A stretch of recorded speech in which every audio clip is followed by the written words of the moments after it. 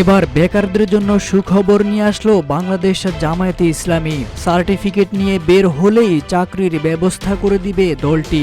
বাংলাদেশে থাকবে না আর কোনো সার্টিফিকেটধারী বেকার যুবক। অনেকের কাছে বিষয়টি স্বপ্নের মতোই মনে হচ্ছে, কারণ স্বাধীনতার ৫৪ বছরেও এমন কোনো দল এমন কোনো প্রতিশ্রুতি দিয়েছে কিনা মনে নেই নেটিজেনদের।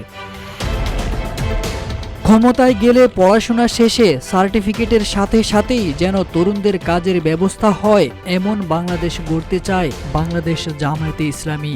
এমনটাই জানিয়েছেন দলটির আমির ডাক্তার শফিকুর রহমান। তিনি বলেন, কেউ বেকার হয়ে থাকবে না, এমন একটি মানবিক বাংলাদেশ আমরা গড়তে চাই। ভারতের প্রতি সহানুভূতি প্রকাশ করতে গিয়ে জামায়াতে আমির বলেন, ভারত আমাদের নিকটতম প্রতিবেশী। আমরা প্রতিবেশী দেশকে অহেতুক উষ্টা দিতে চাই না, তবে প্রতিবেশীও আমাদের উপর এমন কিছু চাপিয়ে না দেয় যা দেশের মানুষের জন্য অপমানজনক। আমাদেরকে কেউ ভয় দেখাবেন না, হুঁশিয়ারি দিয়ে শফিকুর রহমান বলেছেন, আমাদেরকে মাঝে মাঝে কেউ কেউ এখনো ভয় দেখায়, ধিক্কার জানায়। তারা বলেন আবার আপনাদের ফাঁসি হয়ে যাবে। যারা শহীদ হওয়ার জন্য উন্মুখ তাদেরকে ফাঁসির ভয় দেখিয়ে কোনো লাভ নেই বলেও জানান তিনি। সংখ্যালঘুদের বিষয়ে জামাতে আমির বলেন, কিসের সংখ্যালঘু আর কিসের সংখ্যাগুরু?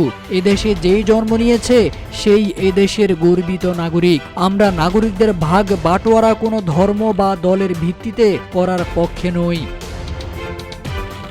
অতীতের পতিত স্বৈরাচারী জাতিকে ভেঙে টুকরো টুকরো করে মুখোমুখি লাগিয়ে রেখেছিল জানিয়ে তিনি বলেন, যে দেশের মানুষ ঐক্যবদ্ধ থাকতে পারে না সে দেশের মানুষ মাথা সোজা করে বিশ্ব দরবারে সম্মানের সাথে দাঁড়াতে পারে না। স্বাধীনতার ৫৪ বছর হয়ে গেল, আর কতদিন আমাদেরকে টুকরো টুকরো করা হবে?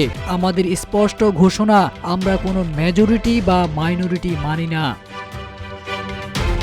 বুধবার দুপুরে পঞ্চগড় চিনিকল মাঠে জেলা জামায়াতে ইসলামীর আয়োজনে এক জনসভায় প্রধান অতিথির বক্তব্যে এইসব কথা বলেন বাংলাদেশ জামায়াতে ইসলামীর আমির ডাক্তার শফিকুর রহমান। তারেক আজিজ খান, রূপালী বাংলাদেশ।